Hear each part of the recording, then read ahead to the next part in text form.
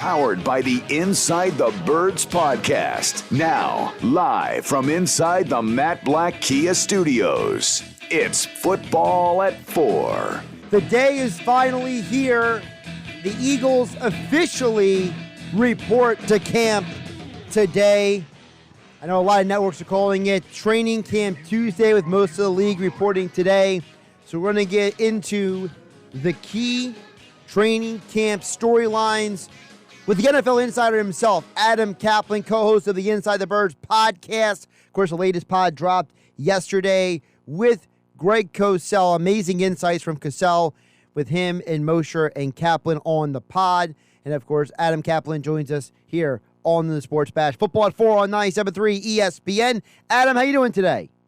Joshua Henning III, good to be with you, my friend. Yeah, I'm looking forward to getting back with you here. I start my training camp tour tomorrow, my long tour, which is about 3 weeks. It starts with the Eagles, actually, in South Philly. As you mentioned, they all reported today. They've got their big meeting tonight at 6 o'clock, and they had their conditioning test. So we'll see what happens with those results, but we'll go to training camp tomorrow, and then they have a walkthrough on Thursday, Josh. One day practice, and it's going to be like the first day as always, and then they have a walkthrough on Thursday. It's funny how things have changed. It definitely has changed a lot, and it's not just, people always say, Adam, oh, the world was so different 20 years ago. It's like, no, it's just like 10 years ago it was different. Yeah, really, it would actually go back to the 2011 CBA. That's when the players got what they wanted, less practice time. They can't be asked to do anything before mid-April.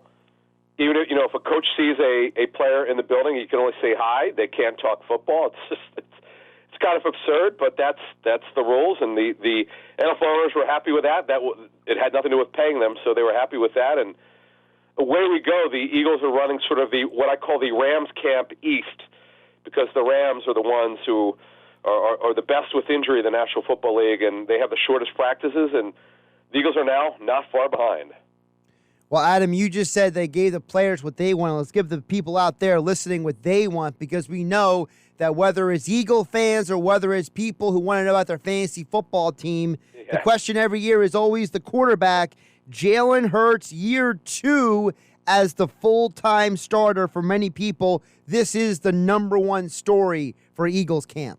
It is. There's no question about it. And you hear us, Josh. You talked about our show Inside the Birds. We did it with Greg Cosell from NFL Films, and Greg did a phenomenal job of breaking down Hurts' third down tape. And to get that information, you got to listen to the show. But I would tell you, doing that show with him recently, that he certainly was a little bit more positive than I expected, because Greg's job is just to go strictly by the tape, nothing else.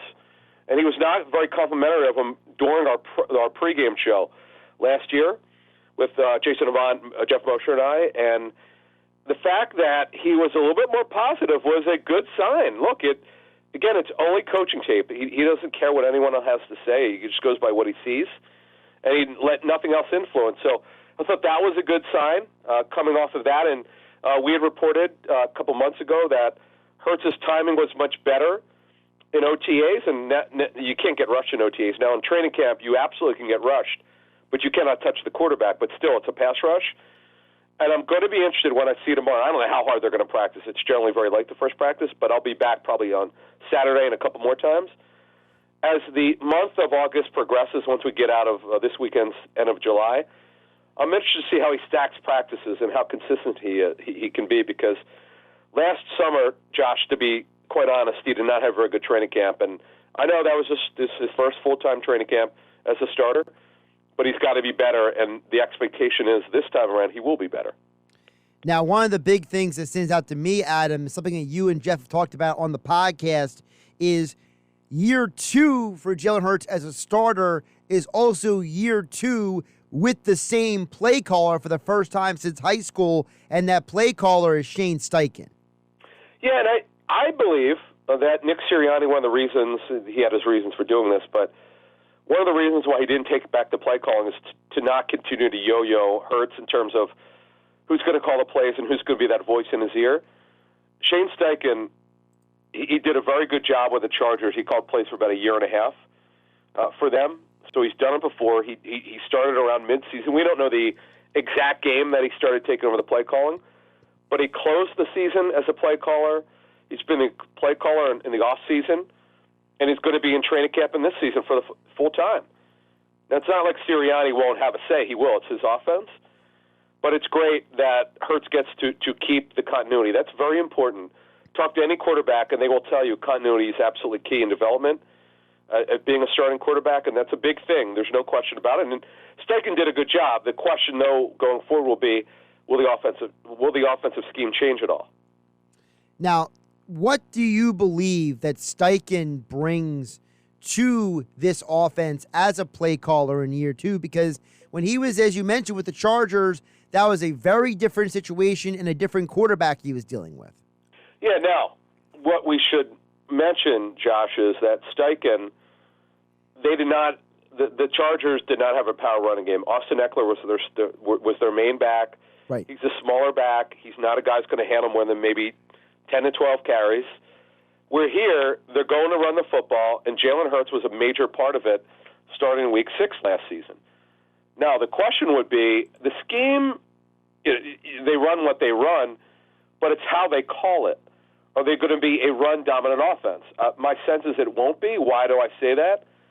We know the ownership, Jeffrey Lurie, from what we understand, he didn't put any pressure on them. It was hands-off. He let them do what they wanted. This was not the pressure that he put on Doug Peterson to have a passing offense. But we know with the A.J. Brown trade, Josh, the Dallas Goedert extension over $14 million a year, A.J. Brown over $25 million a year, it'll never be acceptable for them to be a running offense. By money and by philosophy, this team believes heavily in analytics. They believe in throwing the football. Now, how much more will they throw it? That remains to be seen, but a lot of that has to do also if they're ahead in games. You mentioned Austin Eckler. Well, there's a guy who, I think a lot of people out there could say there could be a similar role for him, and that is Kenny Gainwell. What do you think Gainwell can do for the Eagles in year two? Yeah, this is really interesting. Kenny Gainwell was the guy that he was their main goal line back early in the season. It was really odd because no one knew that was coming, and it was not Miles Sanders. Miles Sanders, as we know, incredibly did not even score a touchdown last season, which it's not good for a starting running back who was selected in the second round in 2019. But then we saw Jordan Howard get a run when they decided to take him out of mothballs. And then you saw Boston Scott when they had a bunch of injuries. He got a chance to play and did a great job. So overall, when you look at it, Gainwell's role is going to be mainly in the passing game, and we expect that. Look, we expect that his role is going to increase. He give you a little bit out of the slot, which he did in college. He could play outside if he needed to, which he did in college. But they need more explosive plays for him, and that, to me, Josh, and I understand. Look, last season, no A.J. Brown. You had to deal with Zach Ertz until the trade deadline. That was not their plan, but they were unable to move him. That limited their explosive plays. Now you don't have to worry about that anymore. You've got A.J. Brown, who over the middle is almost impossible to cover. Devontae Smith, expect his average per catch number to go up. They will take some more shots downfield. We know Quez Watkins could flat out fly. Dallas Goedert down the seam. And then you put Kenny Gainwell in. And also, the pony formation. They could have Sanders and Gainwell. We know that they practiced this last summer, we were told. We didn't really see much of that last season, so maybe we see more of that.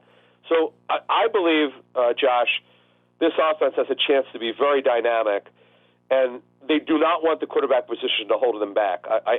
Their mindset is that they're not going to let it, but if they start reining it in and becoming a running team again, that will not bode well for Jalen Hurts.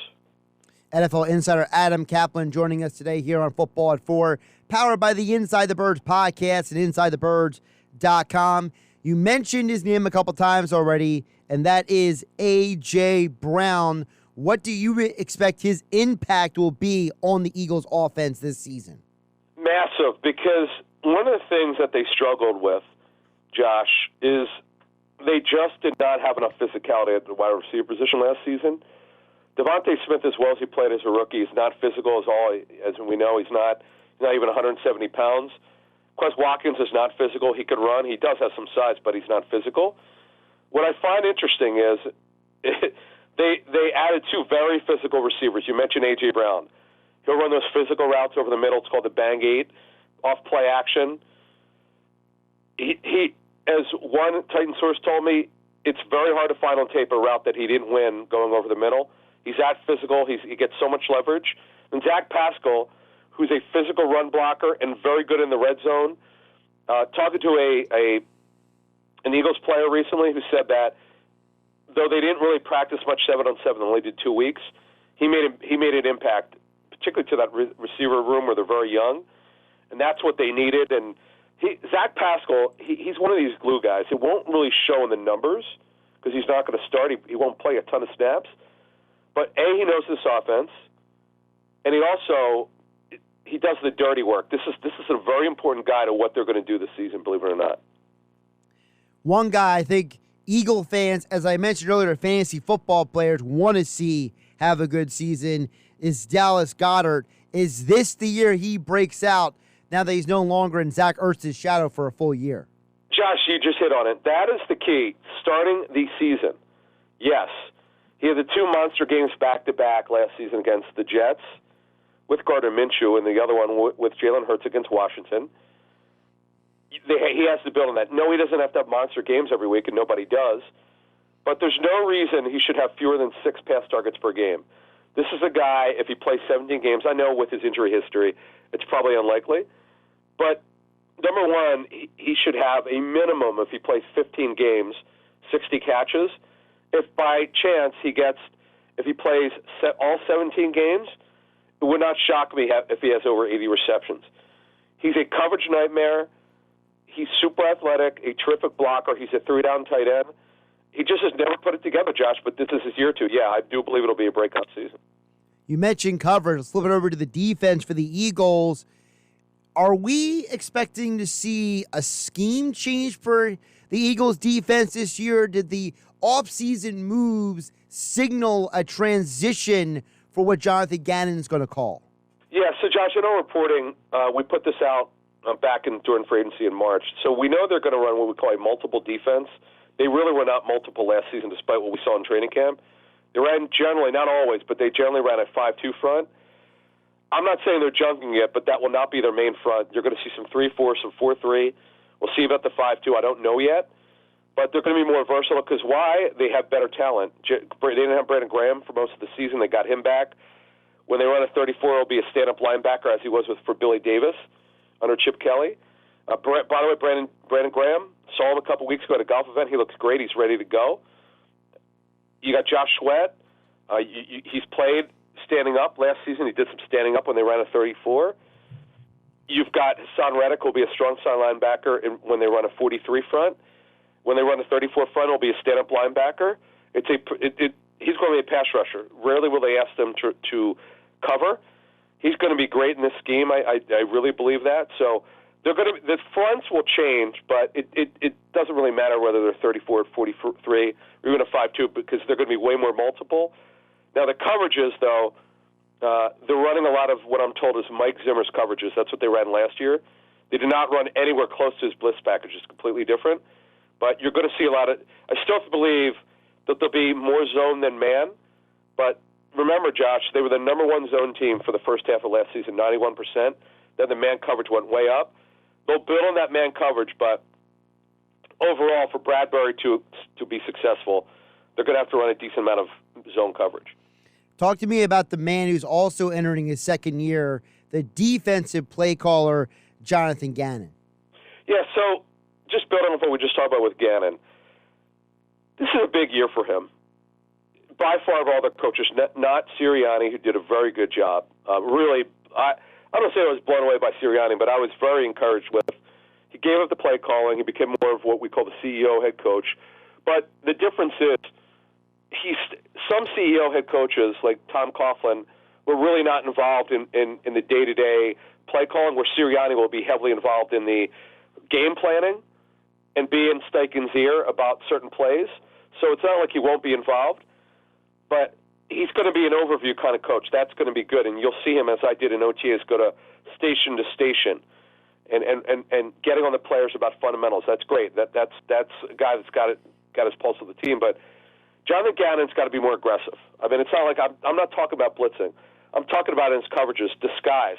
The word I got is because with Steven Nelson, he was limited because he didn't run very well. He's also small. They felt a little bit limited.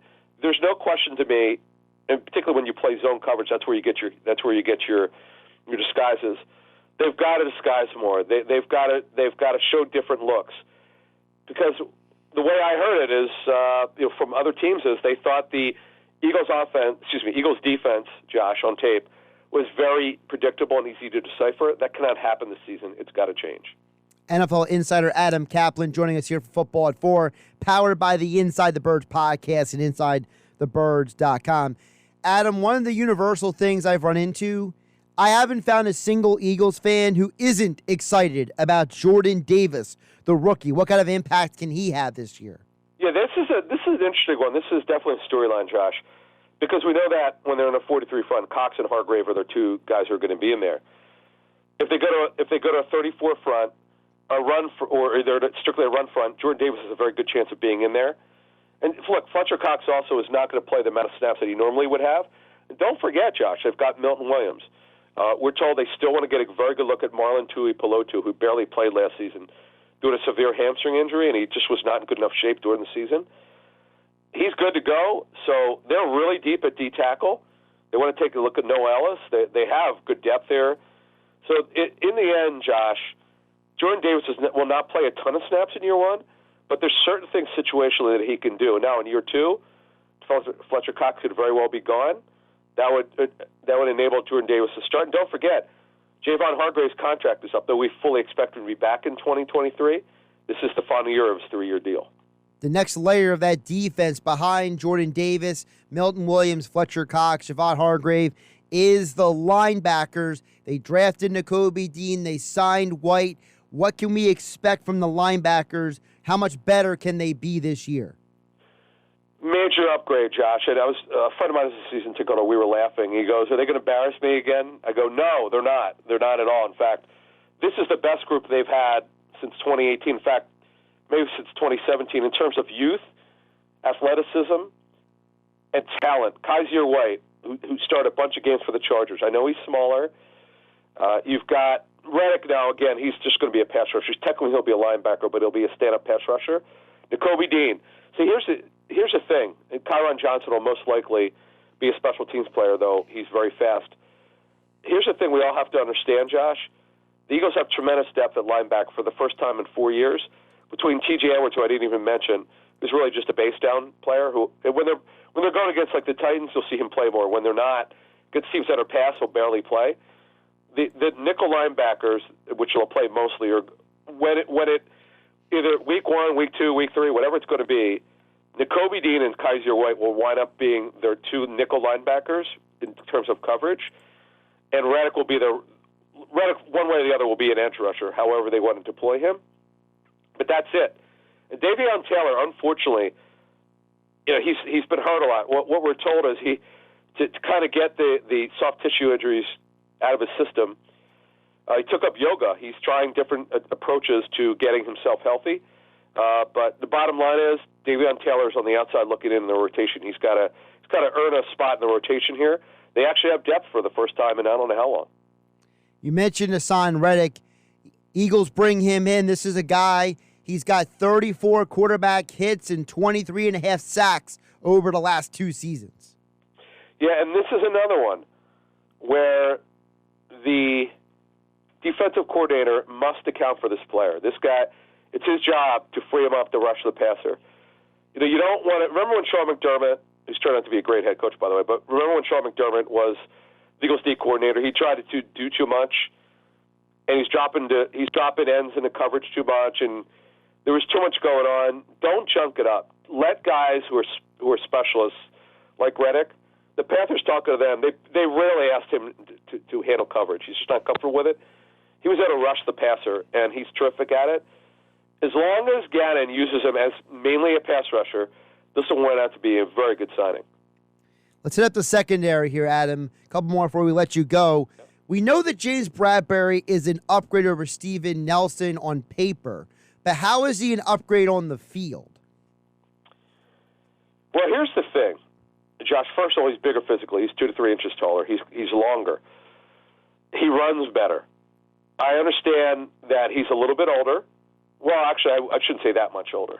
In fact, if you look at Bradbury's age, I think he's 28. He's actually younger than Steve. I think they're around the same age, within a year of each other. Now, Bradbury does turn 29. That's not old. He has 2 or 3 years left in him. He's on a 1-year deal with upside to $10 million. He's going to make just over $7 million. He's got everything you want in talent. He didn't fit in their scheme last year. Yes, it was a down year for him.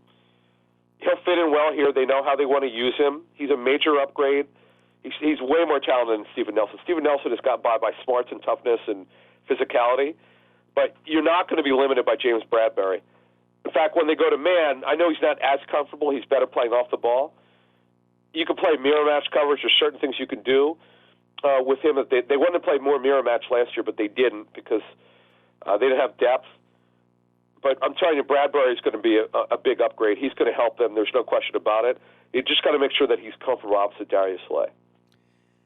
When I saw that the Eagles signed Jaquiski Tarth this offseason, Adam, all I could think of was there's another Howie Roseman bargain basement deal guy who can impact this team. Yeah, when we reported the numbers, I mean it's very close to Anthony Harris's deal. Harris has a little bit more upside. They're both they can make up to $2.5 million. And in fact, ironically, I don't know if the Eagles are calling it, but I'm going to call it. It's a competition in training camp. I know Greg Cosell told us he thinks Tarth will beat him out in training camp, which is a little bit surprising. Would it actually? You know what? I don't know if he'll be able to get it done that quickly because remember Harris is here because of Ganon. But they absolutely have to get someone to push Harris. He did not play particularly well last season, very average. Tarth's a better football player. He just had a ton of injuries in his career. And that is why at 30 years old, the Niners did not want him back. Competition's always a good thing in training camp. And Adam Caplan, NFL Insider, Inside the Birds podcast, InsideTheBirds.com, at Caplan NFL. He will be at Eagles training camp tomorrow to start his training camp tour, and we will check in with him again tomorrow for football at 4 here on 97.3 ESPN. Adam, great stuff today. Talk to you tomorrow. Sounds good. Thanks.